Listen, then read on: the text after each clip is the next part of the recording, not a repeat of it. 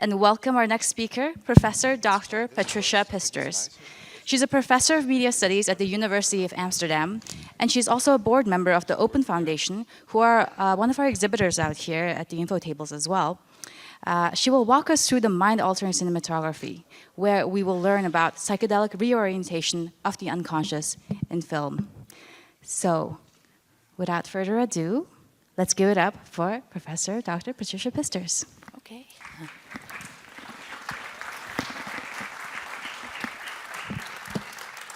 Thank you all for being here, and I also want to start by thanking ALPS, the entire ALPS team, for the invitation.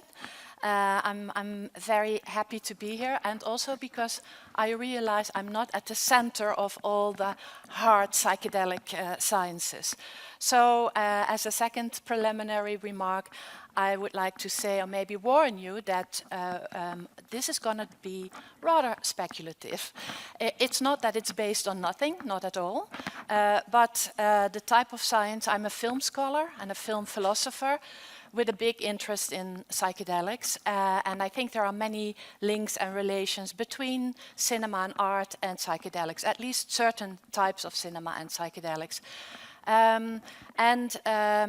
So what I'm going to do is more of an ideographic type of science and not a nomothetic. So I'm not looking for laws, but I'm looking for ideas and understanding. So I hope you'll bear with me. Moreover, because what I'm going to present is actually work in progress.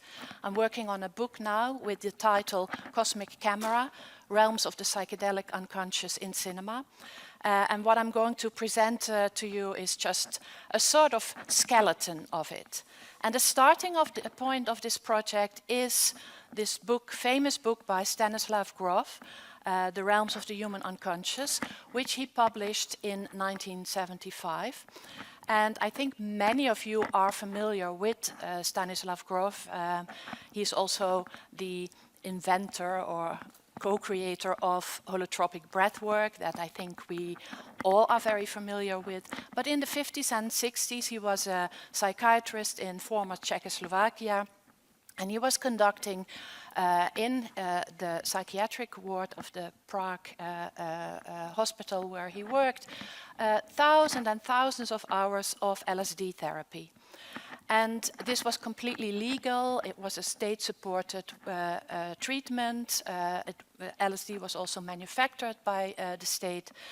And what he did, of course, at a certain moment, it was all forbidden. But what he did was, in 1975, write this book on the reports of his patients. So it's a very inductive book. So it's not that he was prescribing anything, but he just describes where people went in their journeys. And one of the first things that he says when he actually started writing this book is that he discovered that he was trained as a Freudian psychoanalyst in psychiatry. And the first thing that he discovered was also when he had his own first trip, after his own first trip, he said, Freud is not enough. We need a new way of thinking about the unconscious. And then he goes on and develops different layers. Yeah. All right. So one of the things that he then says, and this is in an interview many years later, where he says, I was particularly interested in these non-ordinary states under LSD treatment of his patients that are healing, that are transformative, and that are potentially evolutionary. And they also have, and this is where I also become interested, they have what we call heuristic value, which is that they can bring absolutely new information about the psyche, about human nature, and about reality. So it's a very philosophical kind of approach that he brings in. When I was reading this book, I discovered it a couple of years ago, about 5, 6, 7 years ago, and I was reading the book and I went through all the stages of the unconscious. I thought, this is cinema. And it's a certain type of cinema. And so this is the starting point of the book. And what I'm going to present to you is to just also take you through the 4 levels that Stanislav Grof has described and how it could potentially relate to cinema. But first, a few more general things. So one of the ideas that Grof comes up with is the fact that he, and this was especially after his first own LSD experience. He had that in 1956 as part of his training, actually after his training, and before he could do these therapies himself. He had his own LSD experience, and he really describes it at several places where he really felt like he was catapulted into the universe. And he also describes how he had difficulties in coming back and finding back his body. And then when he was back, let's say, on Earth, he had only one conclusion, and that is that, consciousness is a cosmic phenomenon. And he also concluded that, we seem to have access to all kind of levels in between, the Big Bang and everything in between, whether it's the future or the past. So it's very transpersonal in a sense. And this is what he's going to be famous for later. Grof said a few things about film and media, just so to give a bit of contextual information why it would be possible at all to talk about these very different things. So one of the things that he says, and this is on a meta level, is that he sees that because of all the media we have and the traveling and actually more technology, not only media technology, but also, planes and especially media technology, by the way, radio, internet, etc., that there is, what he says, a unification happening on the surface of the Earth, which is a sort of, and he saw the parallel to the opening of the collective unconscious. So here we go to the collective unconscious, not just the personal unconscious. And this, he says, has to be a new phenomenon made possible by translation, traveling by plane, recordings of spiritual music, radio, TV, movies, and internet, So there's on that level something that he makes a connection between the way we can think about the unconscious and the conscious later on through psychedelics and our developed modern, technologically, techno-mediated world. So this is something to just keep in the back of our minds. And on a more meso level, let's say, of film experience itself, he also had a few things to say. For instance, he collaborated on a film called Brainstorm by Douglas Trumbull, which is a film about actually near-death experience and the way in which neuroscientists find a device to record a near-death experience. And Grof was a consultant. He was also working on near-death experiences on this film. And there he actually says, combining today's superb imaging skills with the knowledge amassed by transpersonal psychology and consciousness research would make it possible not only to portray spiritual experiences, but also to induce them in an audience. And this is something that I think is interesting to think about, that would it be possible, I think Ido also referred to this a little bit with your VR tools, and but I think filmmakers are, even earlier, have earlier tools to assess that type of opening up our mind. I want to bring in 2 other philosophers, just as before we dive into the 4 levels of Grof, to contextualize a little bit further this idea about the unconscious that would not be just an individual unconscious that is tied to family history, etc. So one of these ideas is the idea of the machinic unconscious, which is proposed by Deleuze Guattari, together also with Gilles Deleuze. And Guattari talks about the unconscious as, again, something that is also constantly manipulated by media. And he even says that the unconscious actually no longer really falls squarely within the realm of psychology.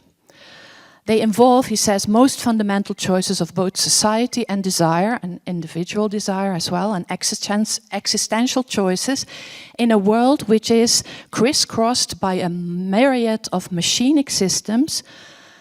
So let's say all the media, all everything that flows around, and folds them then back over what we consider as standard real, or even what we imagine. So there is a big influence here for machinic connections, and to consider the unconscious as something that constantly wants to connect. It's a flow of energies.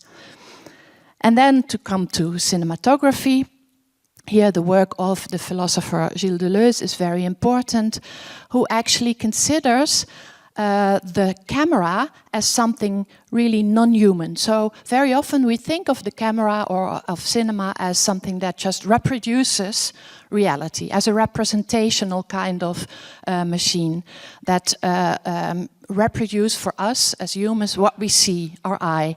But Deleuze said fundamentally, no, the camera is something non-human, and it opens up perception to a non-human kind of element. It brings perception in the midst of things, he says, and it brings us to something that we can experience actually beyond what we normally can perceive as human. So there is this fundamental non-human quality to it.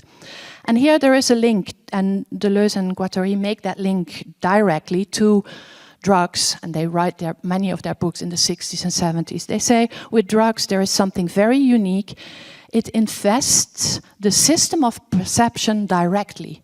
A lot of it goes directly through perception. Of course, there is also bodily functions, etc., but it's the visual, auditory, the senses that first are investigated and changed and opened up to wider and non-ordinary dimensions. And so this is the link, the direct link through perception, between drugs or psychedelics and cinema. Okay, so in the 60s we had a lot of people working on this idea. There were a lot of experimental filmmakers who were really looking at perception and what film could do, and how you could manipulate the film and film material to expand our field of perception, and thereby also expand our consciousness. So a very famous book by Jean Youngblood is called Expanded Cinema, and it's full of also ideas of expanded consciousness, psychedelic journeying, how filmmakers translate in experimental ways these journeys. And so what we can actually see and what we can actually understand is that many of these experimental filmmakers go through the genesis or the genetics, the moments where perception starts to form. And this is really going beyond, our habitual forms of perception. It might even take us through the Bardo, and there is one famous film, Bardo Follies, which is really about investigating what can we see and what can the film, how can film translate this.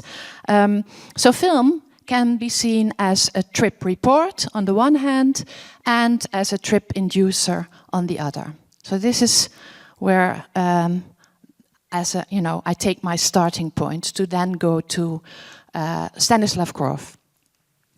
So Grof talked about the non-ordinary states of perception that he was very interested in, but he also says, actually, I don't like even altered states of perception, non-ordinary. I actually don't like it, he says, because it involves this pathological dimension, which perhaps we don't need to see it as pathological.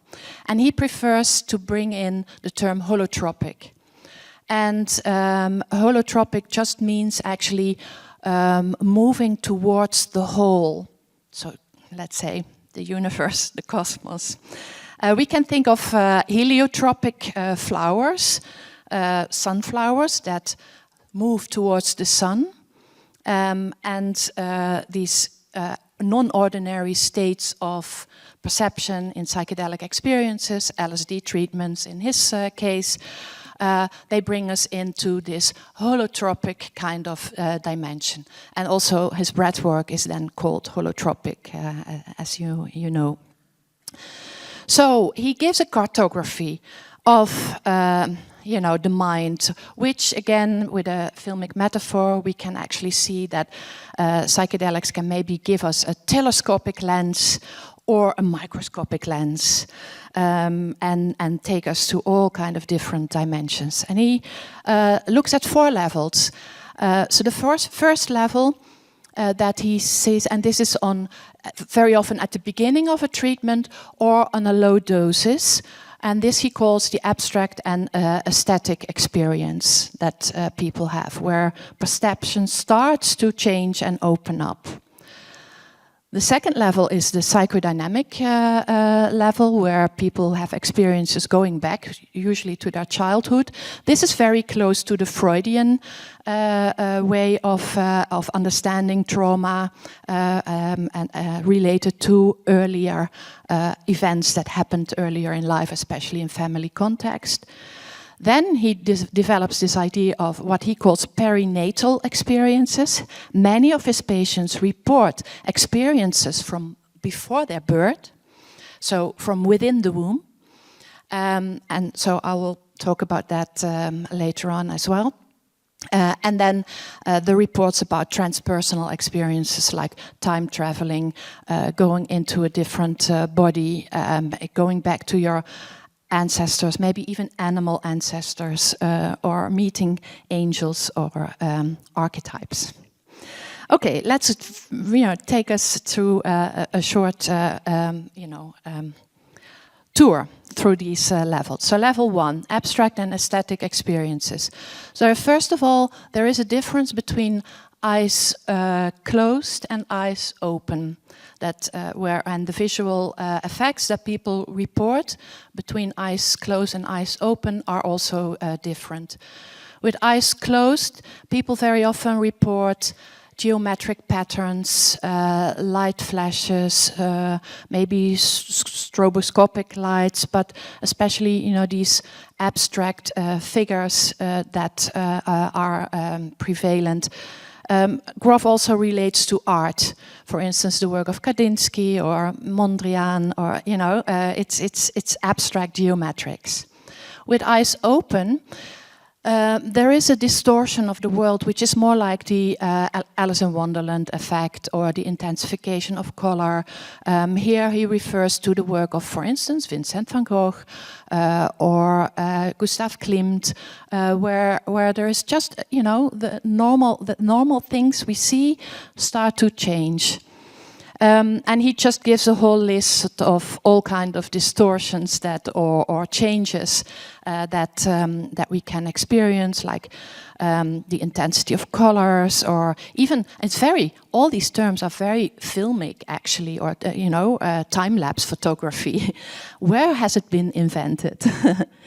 In the cosmos or through our technologies? This is one of the questions that I'm also trying to address in the larger project.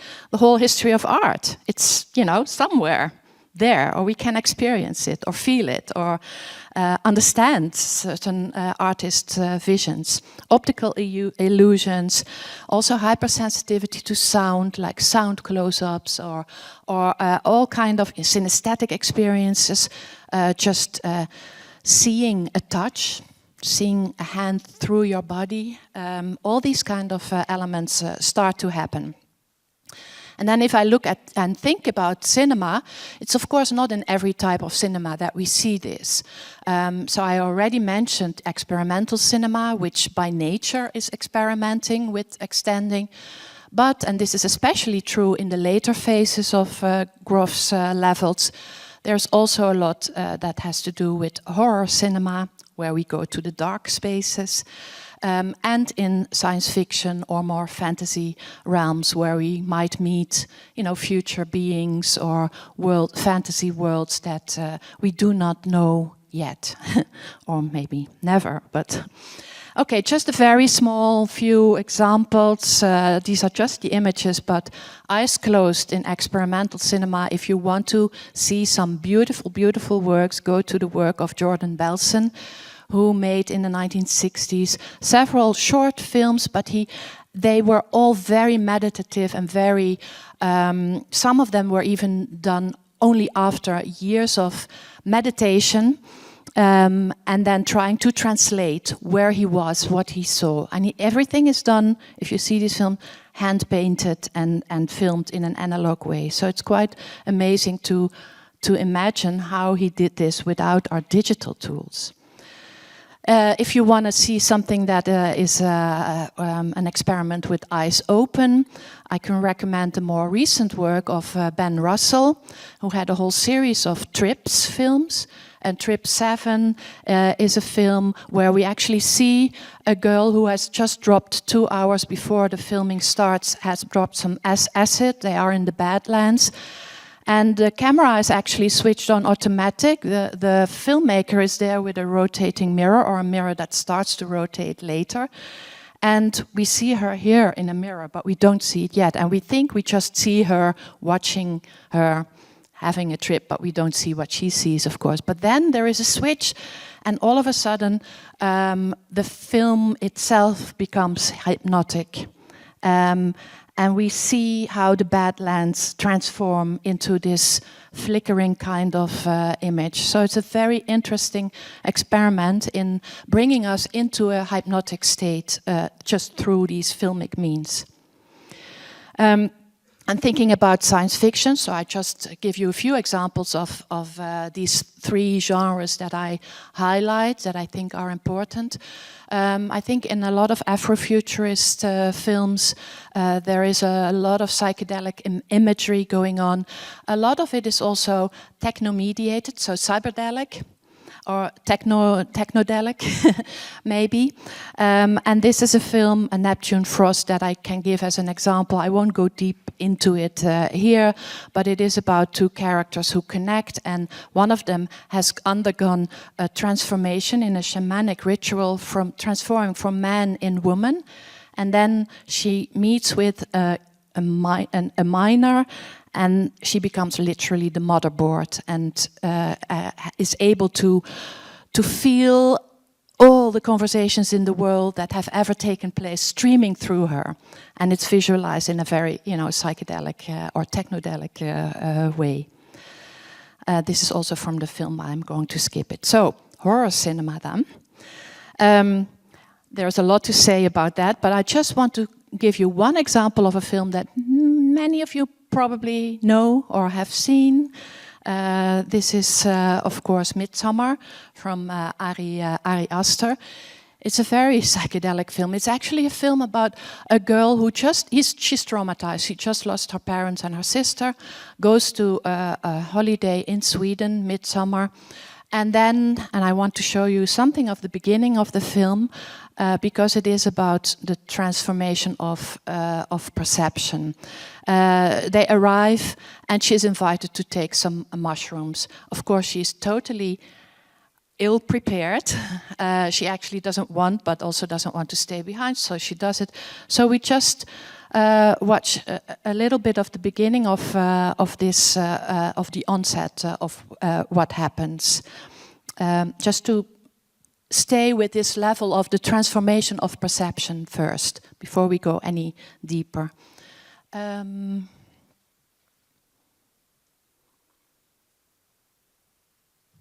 you feel that? The energy coming up from the earth?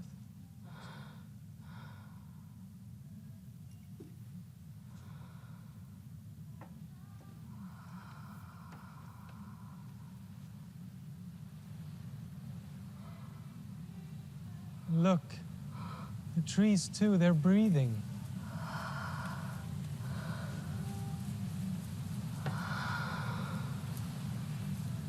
Nature just knows instinctually how to stay in harmony. Everything just mechanically doing its part.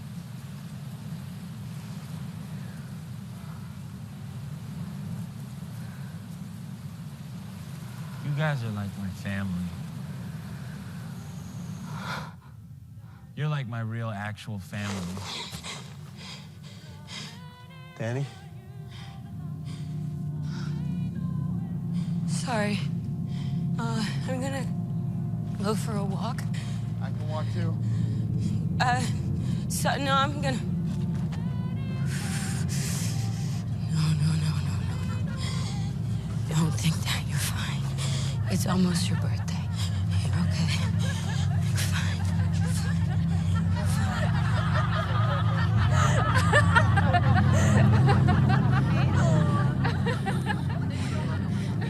fine. Stop it. You're fine.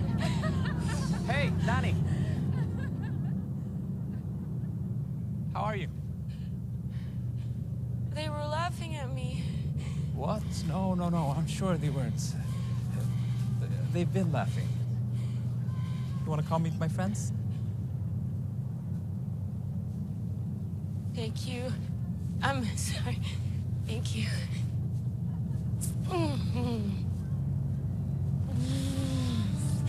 Stop it. Stop. Fuck. You're okay. You're okay. You're okay.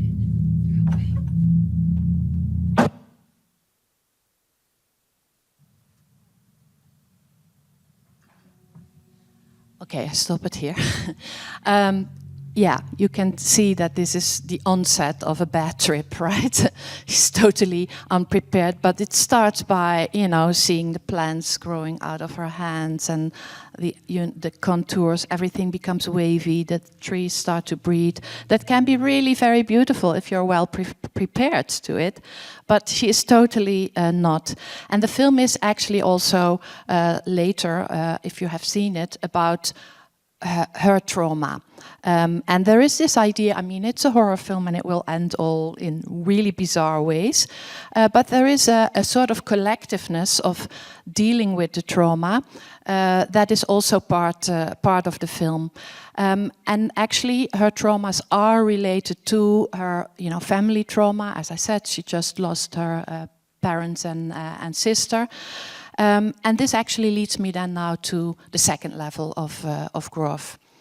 So, which he describes as the level where his patients dived into, usually after several sessions, or in the same session, or with higher doses. And this is the level where a lot of psychodynamic experiences, very often from childhood or just from daily life, and then going back to childhood, are emerging. And this is, as I already mentioned, partially comparable to the Freudian psychoanalytic trauma therapy, where you go back into childhood. Grof has a term for this phase, which he calls the coax systems that you start to uncover in these phases. This is what he calls system of condensed experiences that can be negative or positive experiences, but they are from early childhood on experiences that then form a sort of matrix of later on behavior, of patterns of behavior. And usually they are related, of course, because he talked about a patient context, to threatening situations, where survival and health and integrity are really part of the trauma or threat to that. So this primal trauma, where actually patients then go back to, is the trauma that colors later experiences. And in discovering that and uncovering that and facing that is actually very helpful to then move on and break that pattern of cyclic condensed experiences. So here is a drawing from the realms of the human unconscious. This is patients' drawings that Grof worked a lot with. This is one of his patients who came to him with very severe OCD, suicidal thoughts, extreme hypochondria, all kind of very, harmful thoughts and behavior. And throughout the sessions, she discovered, first of all, okay, there was sexual abuse from her husband, and then she discovered it was also actually in earlier stages of her life with boyfriends, going to a moment where she was 4 and had an incest experience, which you see in the drawing in the bathroom. It happened. And the tower is actually the LSD that breaks down the defense mechanisms to face this and then to continue on. This is a patient that returns in almost all the stages later on in Grof's work. In cinema, we see this a lot in horror films, although I have to say it's not in the Hollywood horror film or standard horror films, what we consider as horror films usually. But the more psychological horror films, a film like Dark Touch by Marina de Ven, for instance, is a film that is actually about an incest drama. And through the language of horror, we dive deep into those dimensions. And another film that I want to mention, I don't know if it's classified as a horror film, but it is certainly a film that deals with psychodynamic trauma, where the main character, Joker, is actually a child, an unwanted child, is trapped in repeated patterns of being bullied, aggression, etc. The film also shows that he's not alone, you know, so it's almost a collective experience. So it's quite profound and heavy. Okay, level 3, I have to speed up a little bit. We go and dive into the belly of our mothers. We all have had that experience. Nobody really in our daily lives, we never think about it. But Grof has discovered that in many of his patients' accounts, people talk about experiences from within the womb. And again, there are 4 different phases that match the 4 stages of gestation. The first one being happy in a sort of cosmic unity with the mother in the belly. The second stage is when contractions set on, but there is no opening yet, and there is no way to get out. And the third stage is the birth process, going through the birth channel, which is a titanic fight. And then there is the moment after birth where, as if everything goes well, of course, there is again setting context, different types of mothers, etc. But then there is a unity again, then in a different. It's actually, he says, our birth is actually already a rebirth. This is the whole point. So many of his patients actually go through these phases. What I want to mention, I have. Again, to make the parallel between how we think about the unconscious and what happens in the world in technology. What we see when Grof develops his ideas, and the patients also about perinatal experiences, this is the moment when also Leonard Nilsson presents his photos of birth, babies in the womb. This is a picture of Life magazine in 1962, I think, and it was sold 8 million copies the first 4 days. So this was totally new, completely unimaginable before, and so there must be something in our deep collective unconscious that is also translated and picked up through these images. So these are very, very famous images, and of course we also have the famous uptake of this in 2001 A Space Odyssey, which was a very psychedelic film, of course, in itself. Just very quickly, the basic perinatal matrix 1, cosmic unity, oceanic ecstasy. I see a lot of that in a lot of experimental films. One example is Fuses of Carolee Schneemann, who actually filmed her making love with her boyfriend, but then translated, transformed, manipulated the images by putting them in acid, burning, and what you then see is a sort of oceanic feeling that you get, what it means and feels, how to make love. It's not, you don't stay on the outside, but it's really this experiencing this feeling. So it's not always literally you know, being in, you know, a little baby. It's also a feeling that is translated here in the cosmic engulfment of second phase. When you don't get out yet, it is like being trapped, like in hell.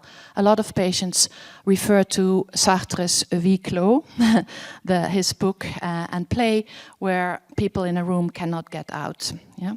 And in cinema, a lot of translations. One very famous one is Federico Fellini, who had a lot of films that are in these second and third stages, but this is an important one. Toby Dammit. It's an Edgar Allan Poe poem about a story about the devil and not being able to escape from the devil. The devil is this little girl with a white ball in the white. Mother Darrenowski is another film that we can talk about in this context. The Titanic struggle then is maybe the most violent, most horrific, most exuberant, most volcanic ecstasy, but also violence, sexuality that comes into the image, because it's really a fight to get out, a fight between the mother and the baby almost. And we see again the work of Fellini that is important. The work of David Cronenberg, body horror, and not being able to escape this. Again, Videodrome is very important in this sense, because again, it relates the body to our technologies, and not being able to get out of that in a very visceral way. And a recent uptake of this idea of addiction, in Talk to Me. I'm not going to show a clip of that, because it's early and it's very intense. But it is about being trapped in the world of the dead, in addiction, etc.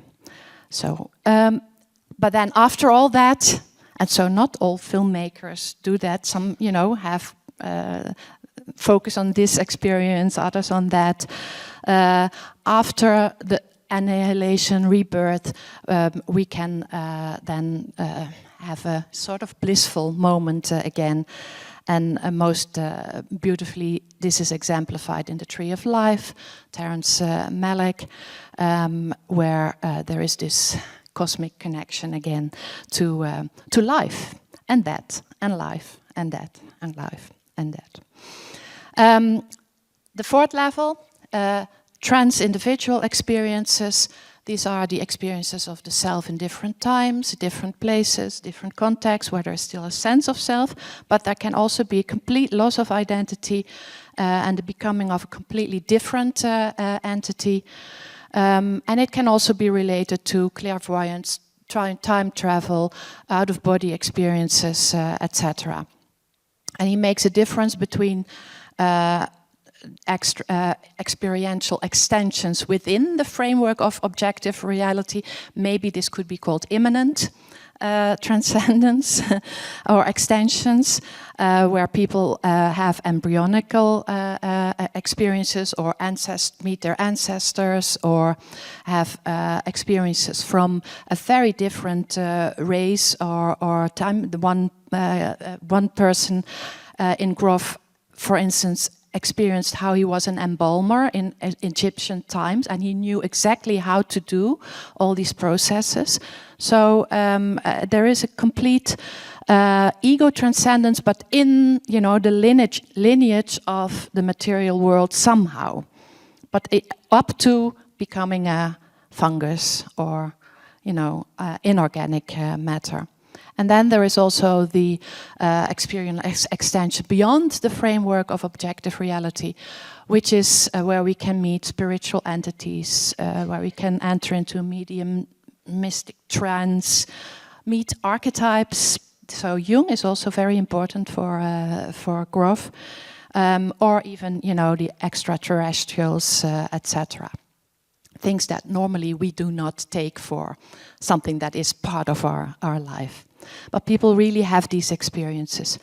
Now, I did bring a clip, but I don't think we have time to show it. It's actually very beautiful, and it's not at all a horror film or anything. It's the film Petite Maman, by Céline Sciamma. And it's about a little girl. She's called Nellie. Her grandmother died. She goes with her parents to the old house of her grandmother. And her mother is sad and always sad, but even more sadder now. And she's called Marion.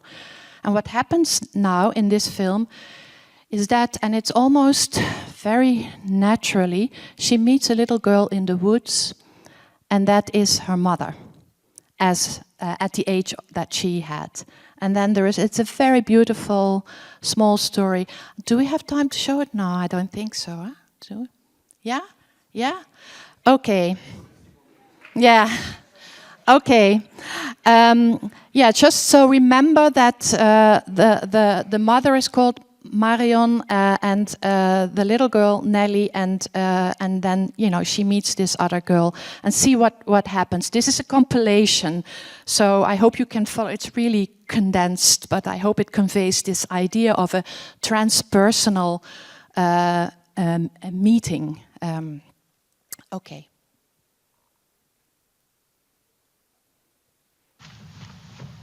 Ça te fait de la peine d'être ici? Je l'aimais bien cette chambre. Je l'aimais pas la nuit. Pourquoi? C'est un truc d'enfant. Ça m'intéresse, je suis un enfant. C'est l'heure de faire dodo pour les enfants. On parlait jamais de quand vous étiez enfant. T'exagères, on te raconte tout le temps. Oui, mais c'est que des petites histoires. C'est quoi les petites histoires? Je connais tous les cadeaux que t'as eu à Noël ou que t'adorais la pizza. Mais je sais pas les vrais trucs. Et c'est quoi les vrais trucs? Faut attendre Attendre quoi? que l'œil s'habitue à l'obscurité. C'est là qu'elle apparaît. La panthère noire. Il y a un truc que t'avais peur, par exemple. Tu la vois? Non. Moi non plus. J'ai l'impression que tout le monde se pose des questions. Comment tu t'appelles? Toi aussi. Marion. Oui. Vous savez, les secrets, c'est pas forcément des choses qu'on cherche à cacher. C'est juste qu'on a personne à qui les dire. C'est pas que t'oublies, c'est que t'écoutes pas. C'est vrai. Je vous écoute. C'est ce que tu m'as dit. Alors je t'écoute. J'ai un secret. Enfin, c'est pas que le mien. C'est le tien aussi. Il faut que tu le saches. Et ce qui t'arrive...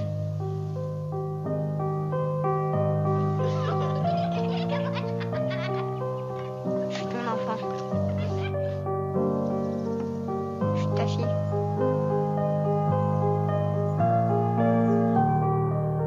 J'aimerais bien être actrice. Vraiment? Oui. C'est mon rêve. Je pourrais. Tu trouves? Oui. Tu as peur? De quoi? Que je ne revienne pas. Elle a préféré partir ce matin. Oui, un peu. Pourquoi?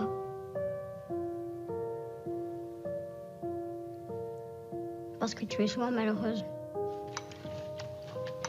Elle est triste. Je sais. Je suis pas souvent contente d'être là.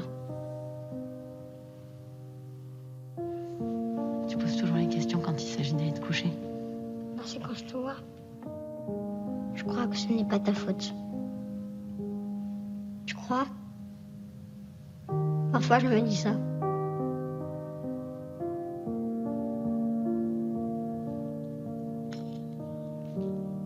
Tu n'as pas inventé ma tristesse. Je te voulais. Oui.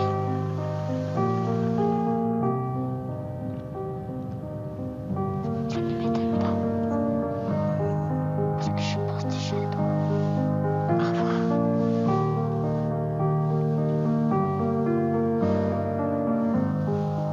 Au revoir.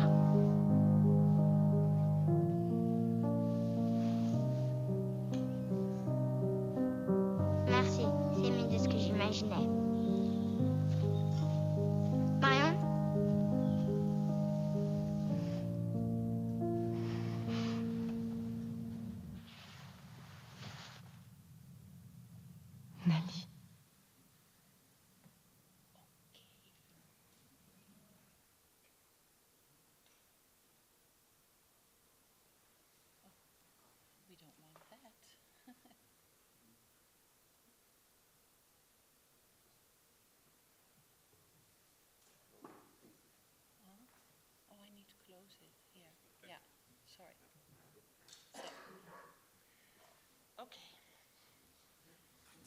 gave us a little moment to digest.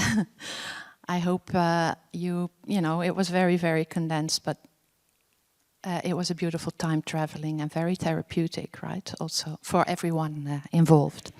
But this is what film can do, and it's very comparable to where Grof takes us, or where he says that the unconscious can take us and why it can be healing.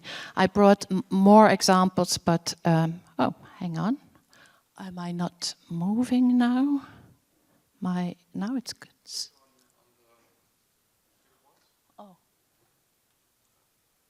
Oh, yeah, okay. I'm on different screen here.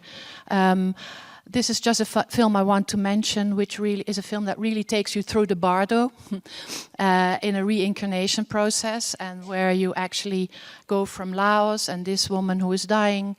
Halfway through the film, you have to close your eyes for 15 minutes, and you still see and hear things, but you go through the bardo with this woman to be reincarnated as a little goat. And it's very, very powerful, I have to say. But you have to do it collectively and go together in the cinema and just stay with it. And then you end up in Zanzibar as a little goat.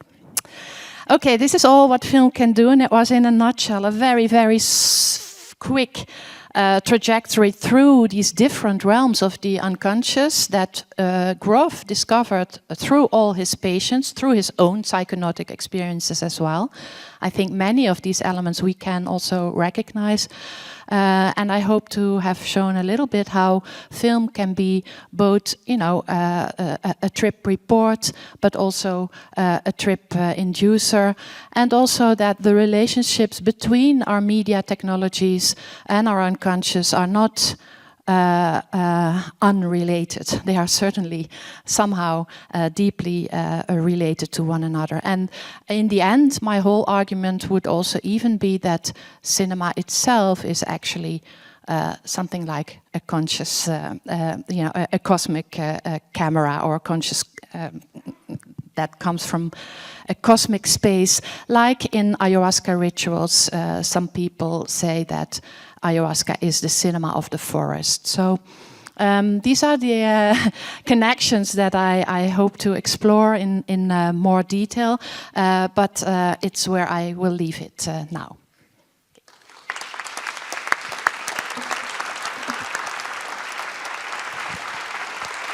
Thank you so much, Professor.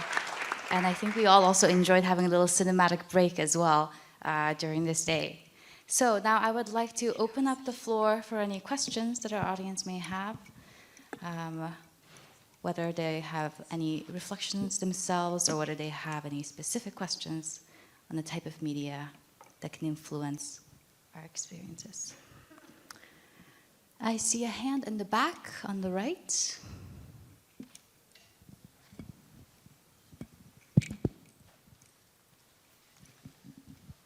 Thank you so much. So I think we see a beautiful example of Bewusstseinkultur there. And I wanted to know if you see some future development of cinema and movie making, maybe that blends the use of altered state of consciousness and cinematics. You mean to really integrate cinema and psychedelics?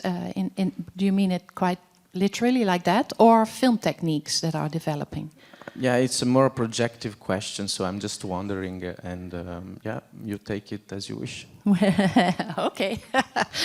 All right. Well, I think, first of all, cinema and psychedelics in terms of watching something under the influence has a long history, and it maybe started with 2001, maybe before, but also with the acid western. That was you know, a film by Jodorowsky. El Topo was very much liked by Yoko Ono and John Lennon, and the popularity of that film was so big that it invented actually the midnight movies, where people were waiting outside in New York and all under the influence. And then this, you know, it was more the audience than the film itself that gave the term acid Western a place also in the, invention of cinema. Now, I do think that the development of film technologies do follow also other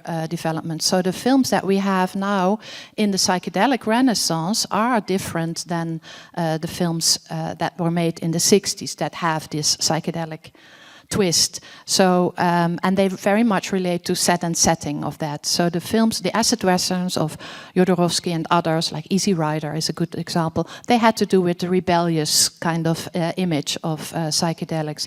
Now, if we just think about westerns, there is, for instance, Blueberry, a western that could be called an ayahuasca western of the psychedelic renaissance, where the cowboy is not a rebellious figure wanting to fight or escape society, but he's hurt.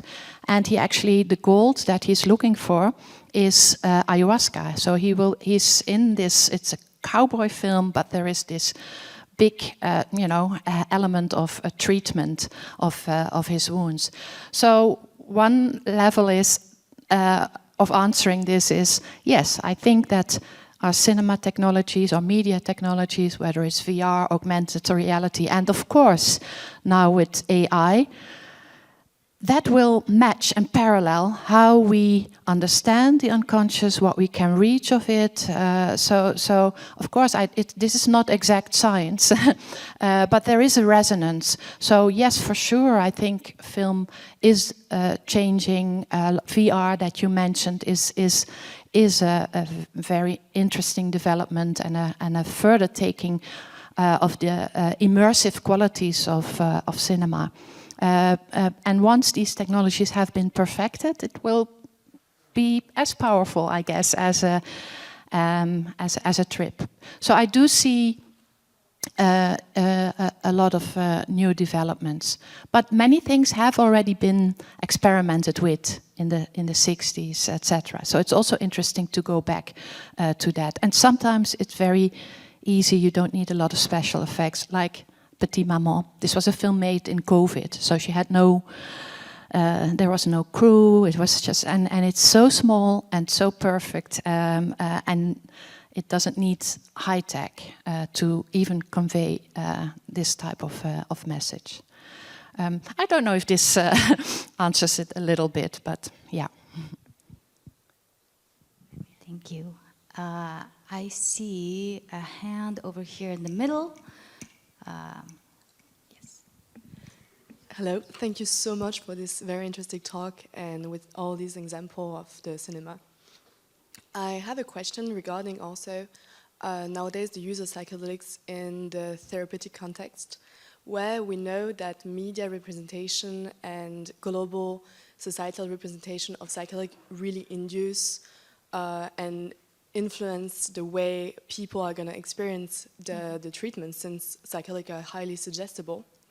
So the question I have is probably about maybe a new sort of ethic that would be also important in cinema, since the responsibility of the cinema is not art only, but it's also here regarding the psychedelic treatment, helping people to experience healingful trip or eventually like bad trips.